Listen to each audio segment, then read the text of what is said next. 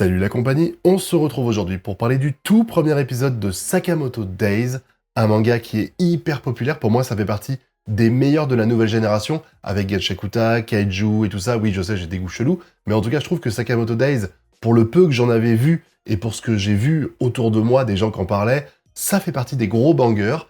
Et j'avoue que quand on a eu le trailer qui était sorti et tout ça, j'étais un peu déçu parce que j'avais l'impression qu'ils n'avaient pas été très ambitieux en termes de studio choisi, en termes de qualité d'animation et tout ça. Mais bon, j'avais été agréablement surpris par Kaiju parce que pareil, les trailers m'avaient pas convaincu au début et finalement l'animé était très bon. Donc, il faut laisser une chance à Sakamoto Days. Et ce premier épisode, honnêtement, il est plutôt encourageant. Alors, j'ai vu beaucoup de gens d'être déçus. Par exemple, on va parler un petit peu de l'animation.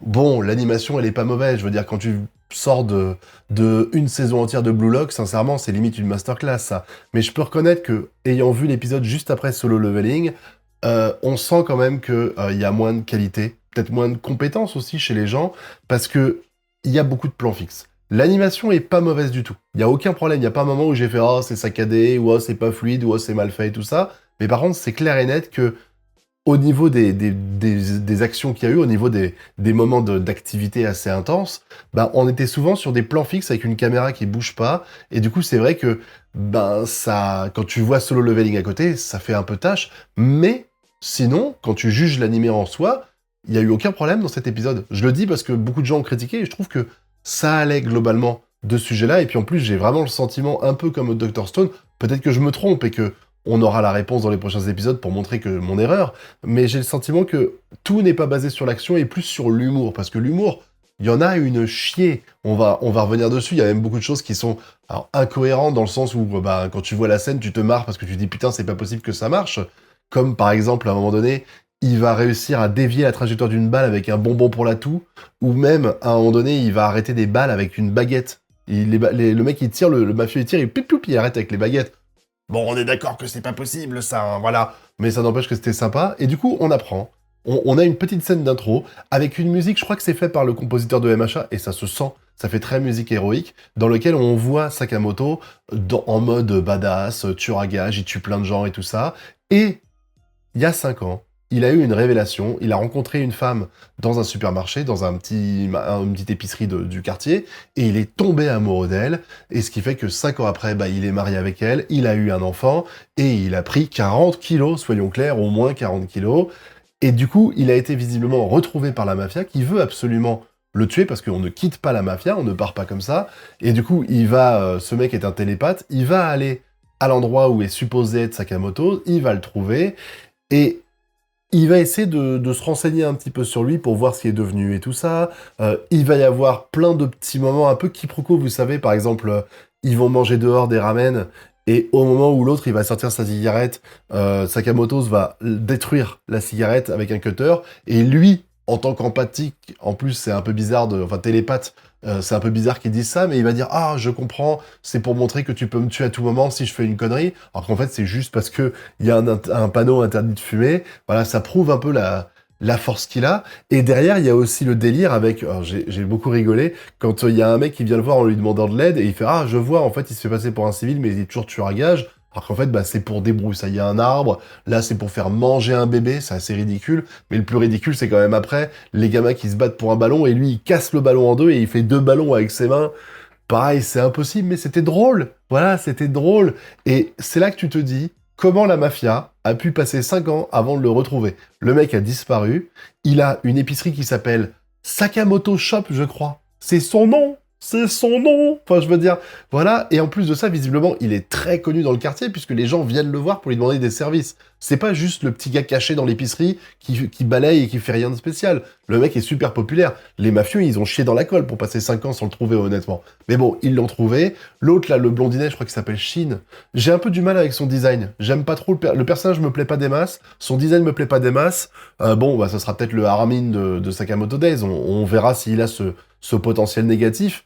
Wait and see. Mais en tout cas, le chef de la mafia, il est pas super content que l'autre, il lui dise que on doit pas tuer Sakamoto, ça sert à rien et tout ça. Bon, par contre, il fait un truc qui est un peu dingue, hein. Il raccroche à la gueule du chef de la mafia. Je suis pas sûr que ce soit la meilleure idée du monde, quand t'as un mec qui est capable de tuer quelqu'un juste parce qu'il a dit non, je continuerai pas à travailler pour vous, de lui raccrocher à la gueule. Déjà, ça m'a un peu surpris. Mais bon, malgré tout, il va quand même essayer de le tuer. Ce combat est drôle. Ce combat est drôle parce qu'en fait, Sakamoto, il ne va faire que se défendre avec de la bouffe. Avec des bonbons pour la toux, il va lui balancer un chou à la crème, un mâche pète un câble en voyant ça. C'était rigolo, voilà, encore une fois, t'as le côté badass de Sakamoto, malgré le fait qu'il a beaucoup grossi, et le fait que tout est lié à la bouffe dans sa contre-attaque, c'était rigolo. Bon, Shin pense qu'il va crever, il meurt pas, parce que derrière, il va lui donner un aperçu de sa vie, il va lui permettre de manger avec lui. Bon, encore une fois, pour un télépathe, il est vraiment pas doué, hein, parce qu'il croit que la bouffe, elle est empoisonnée. S'il sait véritablement bien lire dans les pensées, bah, il verrait que la meuf, elle a pas empoisonné le plat, que le mari, enfin Sakamoto, il a pas empoisonné non plus. Je veux dire, bon, voilà, je trouve qu'il est pas très doué. Ou alors c'est juste qu'il peut pas lire les émotions de Sakamoto. C'est ce qu'il disait à un moment donné quand il rentre. Parce qu'à côté de ça, le chef, quand il va sortir de là après avoir goûté un peu à la vie de Sakamoto et plus ou moins comprendre pourquoi il a décidé de se ranger, il va aller là-bas et il va proposer de mourir à la place de Sakamoto. Le chef va dire oui, c'était évident que ça allait servir à rien. Et comme le chef sait qu'il est télépathe, il est débile, quoi. Donc il dit dans sa tête, il fait « Ah, je vais te tuer, et après je vais tuer Sakamoto ». C'était une évidence, hein, voilà. Du coup, il va le comprendre, donc il va se rebeller contre la mafia, il va se battre contre eux, et quand il se retrouve dans une position extrêmement délicate, à ce moment-là, Sakamoto va débarquer, parce qu'il avait mis un mouchard dans son micro, enfin dans son flingue, et il sait ce qui lui arrivait, et il va se battre, je vous dis, c'est le gars en surpoids de 120 kilos qui bouge dans tous les sens, qui arrête des balles avec des baguettes, voilà, c'était drôle, et du coup, bah, il va lui proposer à la fin de travailler pour lui, alors visiblement pour une misère, hein, c'est que dalle le tarif horaire qu'il lui donne, il lui file un tablier, il parle quasiment jamais, le peu de fois où on l'entend parler, en fait, c'est les pensées qu'il partage avec Shin. Par exemple, quand le gamin lui demande qu'est-ce qu'il faisait avant, Shin lui dit dis la vérité et je te tue, voilà, dans sa tête. Mais c'est vrai que pour un premier épisode, je trouve que c'était une introduction qui était plutôt réussie, voilà, c'était drôle. J'ai hâte de voir si on va avoir la relation entre lui, sa femme et sa fille qui va être développée, ou s'ils vont être juste des éléments comme ça, un peu comme les deux filles de Ichigo qui passent en coup de vent de temps en temps. Si l'intrigue va se porter uniquement sur le magasin, ou s'il va y avoir des trucs derrière, parce que dans l'idée, j'imagine que la mafia va vouloir se venger de tous les mecs qu'il a butés et se dire, ça y est, c'est un gros obèse ventripotent, on peut le tuer facilement, donc finalement, ça va foutre la merde dans sa famille. Je me demande aussi s'il va rester dans sa famille, parce que c'est un risque quand même. Je veux dire, si maintenant il est retrouvé, il met en danger sa femme et sa fille, c'est super dangereux. Donc c'est à voir. Mais en tout cas, je trouve que pour un épisode d'introduction, c'était plutôt bien. Voilà, l'animation était assez moyenne, mais il y avait aucun truc, genre aucun moment où tu te dis waouh, c'est dégueulasse. Et je trouve que c'est le plus important, même si quand on voit un animé de ce calibre-là, enfin un manga de ce calibre qui est aussi populaire et qui se vend aussi bien, tu pourrais t'attendre à un meilleur studio d'animation, une meilleure adaptation et tout ça, mais bon, peut-être qu'on sera surpris positivement par les prochains épisodes, mais en tout cas là, il n'y avait rien à dire de vraiment dégueulasse sur cet épisode-là, il n'y a rien à dire. Je vous dis, c'est juste le personnage du blondinet Shin là qui me saoule un petit peu. J'aime pas son chara-design, j'aime pas trop sa façon de s'exprimer et tout ça.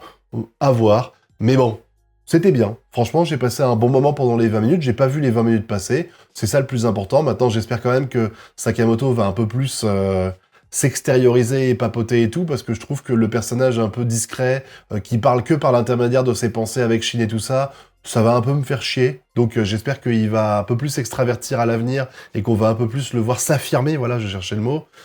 Mais en dehors de ça, bah, c'était cool. Voilà. Bon épisode d'intro, peut-être pas au niveau de ce qu'on pourrait espérer d'un Sakamoto Days, qui est quand même un manga banger, mais bien quand même, voilà. À voir avec les prochains. Maintenant, dites-moi ce que vous avez pensé de cet épisode dans la zone commentaire. Est-ce que vous avez lu le manga? Et du coup, je trouve que les gens qui ont lu le manga, ils ont l'air globalement plus déçus que ceux qui l'avaient jamais lu.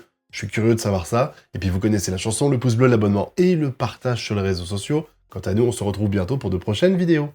Tchuss!